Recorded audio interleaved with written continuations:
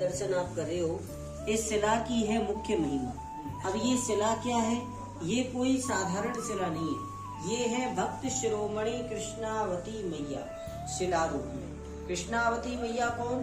त्रेता युग भगवान श्री राम का वंश, अयोध्या के राजा कुबलासु की पुत्री है कृष्णावती मैया, जिन्होंने त्रेता युग में भगवान विष्णु की आराधना की है, एकादशी व्रत का संकल्प लिया है और अपने लिए वरदान मांगा है भगवान से कि हे सृष्टि के पालन करता भगवान विष्णु, अगर आप प्रसन्न हो तो ऐसी अचल भक्ति प्रदान करो कि मैं पत्थर की शिला बनूं और ठाकुर जी आप बाल रूप में मेरे ऊपर विराजमान होकर के भोजन करो। आपके मुखार बिंद से जो झूठन गिरेगी मेरे ऊपर, उस झूठन के स्पर्श से ही ठाकुर जी मेरा उद्धार। ये भक्ति भाव है माता रानी का, भक्त शिरोमणि कृष्णावती मैया का अपने भगवान के लिए।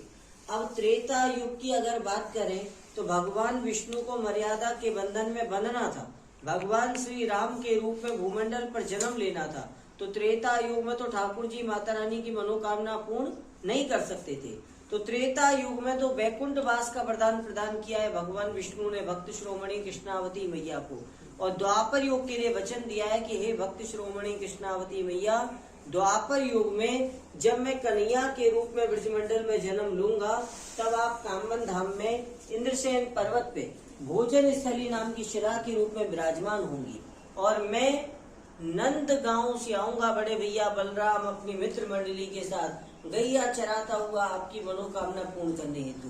तो छोटे से कन्हैया हमारे बाल गोपाल नंद गांव से पैदल पैदल गैया चराते हुए इस पावन भूमि पर पधारे हैं। यहाँ माता रानी की गोद में हमारे ठाकुर जी महाराज विराजमान हुए हैं। हमारे ठाकुर जी के पास उस समय पात्र नहीं थे अपना भोजन करने के लिए। देखो ठाकुर जी